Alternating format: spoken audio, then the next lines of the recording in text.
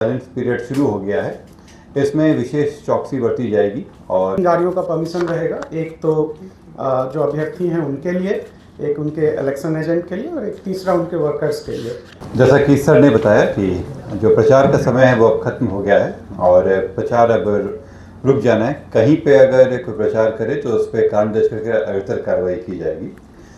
आज के इस प्रेस ब्रीफिंग में आप लोगों का स्वागत है। इससे पूर्व की प्रेस ब्रीफिंग में हम लोगों ने डिटेल्स आपको बताए थे। अभी मतदान समाप्ति के 48 घंटे पूर्व से संबंधित ये प्रेस ब्रीफिंग है, जिसके अंतर्गत आप सभी लोगों को पता है कि मतदान समाप्ति के 48 घंटे पूर्व जितनी भी सभा, रैली या जुलूस होती हैं उस पर जो है इत्यादि पे रोक रहेगी। आप सब लोग को ये पता है। दूसरी चीज़ है कि 48 घंटे पूर्व से लाउड स्पीकर के प्रयोग पे भी जो है कंप्लीट बैन होता है और 48 घंटे पूर्व सभी राजनीतिक प्रचारक, कार्यकर्ता जो उस विधानसभा निर्वाचन क्षेत्र के निर्वाचक नहीं हैं, निर्वाचन क्षेत्र से उन्हें बाहर जाना होगा। एक और इम्पॉर्टेंट चीज़ जो बतानी है, चूँकि ये साइलेंट पीरियड रहेगा और इस साइलेंट पीरियड में जो है जो गाड़ियाँ पहले से दी गई हैं वो गाड़ियाँ अब साइलेंट पीरियड में जो है उसका उनको फिर से परमिशन लेना होगा इलेक्शन के दिन के लिए। 3 गाड़ियों का परमिशन रहेगा। एक तो जो अभ्यर्थी हैं उनके लिए, एक उनके इलेक्शन एजेंट के लिए और एक तीसरा उनके वर्कर्स के लिए। बट एक जो महत्वपूर्ण चीज़ उसमें ध्यान रखना है कि किसी भी एक वाहन में कुल मिला के ड्राइवर सहित 5 ही लोग हो सकते हैं और ये इलेक्शन दिन के लिए मैं बता रहा हूँ। और इनका स्पेशल परमिशन फिर से सिंगल विंडो से लेना पड़ेगा, आरओ के माध्यम से उनको। जो दूसरी और महत्वपूर्ण बात है कि ये 5 लोग होंगे इंक्लूडिंग ड्राइवर।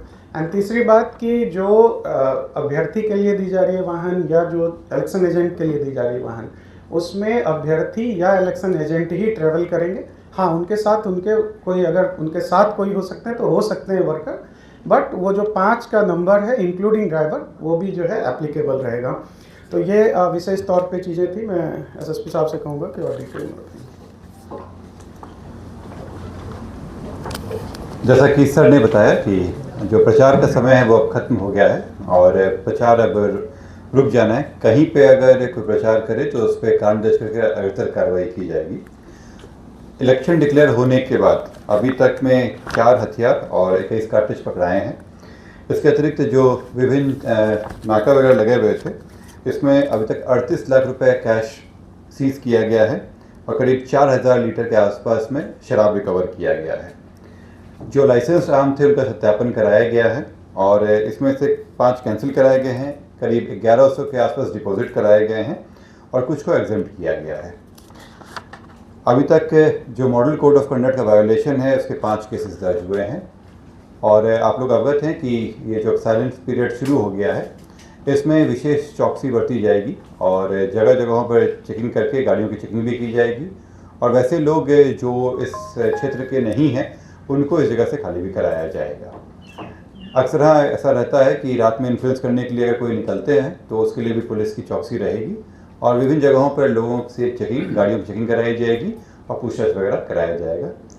और 30 तारीख को बहुत ही शांतिपूर्ण ढंग से फोर्स की मौजूदगी में इलेक्शन करवा लिया जाएगा। अभी हम लोग के साथ एसपी ट्रैफिक भी हैं और उस दिन के लिए ट्रैफिक रूट प्लान क्या होगा ये भी जो है डिटेल से बता दें। बांकीपुर विधानसभा उपचुनाव 2026 के अवसर पर दिनांक 30 जुलाई को संध्या 6 बजे मतदान समाप्ति के बाद ईवीएम, वीवीपैट जमा करने की कार्रवाई एएन कॉलेज स्थित वज्रगृह में की जाएगी। इस प्रक्रिया को सुगम बनाने के लिए एक विशेष यातायात प्लान को जारी किया गया है। इस यातायात प्लान के तहत बोरिंग रोड में मोहिनी मोड़ से सहदेव महतो मार्ग होते हुए एएन कॉलेज की तरफ वाहनों का परिचालन प्रतिबंधित रहेगा।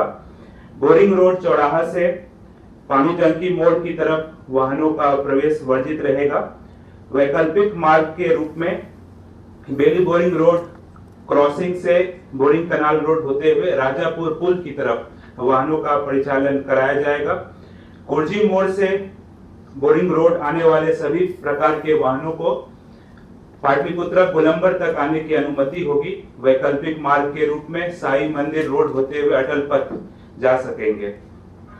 इस पूरे यातायात प्लान में जो इमरजेंसी व्हीकल्स हैं या जो फायर की गाड़ियां हैं, सब वाहन है, या न्यायिक कार्य से जुड़े वाहन हैं या जो ईवीएम वीवीपैट को लाने वाले जो पार्टीज होंगे उनके लिए यह लागू नहीं होगा। पार्किंग व्यवस्था के रूप में पानी टंकी मोड़ से अटल पथ के सर्विस लेन को चिन्हित किया गया है और एसके पुरी पार्क के सामने दमदम पार्क में 2 व्हीलर्स को पार्क कराया जाएगा।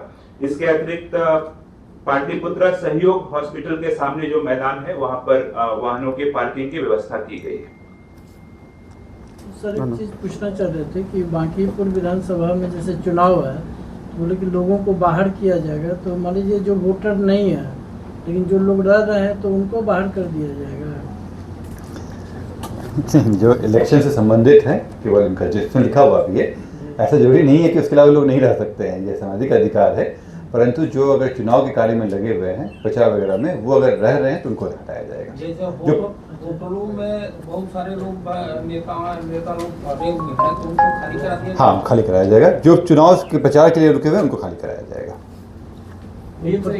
जिनका भी संबंध इलेक्शन प्रचार वगैरह से रहा है उन और वो इस जगह के रहने वाले नहीं है, उनको खाली करना है। लेकिन सर इस बार बूथों तक मोबाइल ले जाने की अनुमति मिली है। वैसे लोग जो बूथों ईवीएम के पास जाते हैं, मोबाइल का कैमरे का उपयोग करते हैं, वीडियोस बनाते हैं, उन लोगों को क्या कुछ करें? नहीं, वो जैसा आपको पिछली बार भी आपने देखा होगा कि मोबाइल को रखने के लिए मोबाइल होल्डर्स वहाँ पे हैं, वो ये व्यवस्था इस बार भी रहेगी ताकि मोबाइल को आप वहाँ पे रख सकते हैं और फिर जब आप वोटिंग कर लें उसके बाद ले जा सकते हैं। Thank you. कितने असामाजिक तत्वों पर कार्रवाई की गई है, सीसीए लगाई गई है या कोई अन्य कार्रवाई है? इसमें जिस मैंने आपको बताया कि कई प्रक्रिया के हिसाब से रहता है और कई लोगों को इसमें बॉन्ड डाउन कराया जाता है, कुछ लोग सीसीए कराया जाता है। जो बॉन्ड डाउन का कार्य है वो काफ़ी लोगों पे कराया जा चुका है, करीब 2000 के आसपास लोगों को बॉन्ड डाउन कराया गया है। सीसीए कुछ प्रक्रिया अभी चल रही हैं और सीसीए 3 के तहत प्रस्ताव भेजे गए थे, उसमें अभी कार्य चल रहा है और कल जो मूवमेंट वगैरह रहेगा उसके हिसाब से हम लोग तैयारी किए हुए हैं और ज़रूरत पड़ने पर कुछ लोगों को प्रिवेंटिव अरेस्ट भी किया जाएगा। कितने लेयर सुरक्षा व्यवस्था होगी? हाँ, जैसे आप लोग अवगत हैं कि जो हम लोगों को केंद्रीय अर्धसैनिक बल जो मिले हैं CAPF, वो 14 कंपनियां मिली हैं। इन सभी को बूथ में डिप्लॉय किया जा रहा है। इसके अतिरिक्त जहाँ पे एक बिल्डिंग में ज़्यादा बूथ हैं उसमें जो जिला बल है वो भी लगाया जा रहा है। उसमें क्यू लगाने के लिए, मतलब कतार लगाने के लिए होमगार्ड्स की व्यवस्था की गई है। इसके अतिरिक्त सेक्टर और जोन बांटे गए हैं कि जहाँ पे भी कुछ घटना हो तो वो लोग पहले रिस्पॉन्ड कर सकें। इसके अलावा भी विभिन्न चौक चौराहों पर और विभिन्न बिल्डिंग से क्लस्टर पे पुलिस की प्रतिनियुक्ति की जाएगी जो विधि व्यवस्था को बना कर रखेंगी और कोई भी आपराधिक घटना होने से रोकेंगे। ठीक है। जीविका दीदियों को हटा दिया गया है प्रचार कार्य। तो ये आपको ये मालूम होगा कि जीविका दीदियाँ रूरल एरियाज़ में ही सिर्फ होती हैं। यहाँ पे NULM की सिर्फ CRPs थी, ठीक है ना। तो जो विभाग से CO सब से निर्देश है उसका अनुपालन किया जाए। ट्रैफिक रूट प्लान हम लोगों ने TV पे भी दे रखा है, आप लोग उसको देख सकते हैं। ठीक है, बहुत बहुत धन्यवाद। Thank you.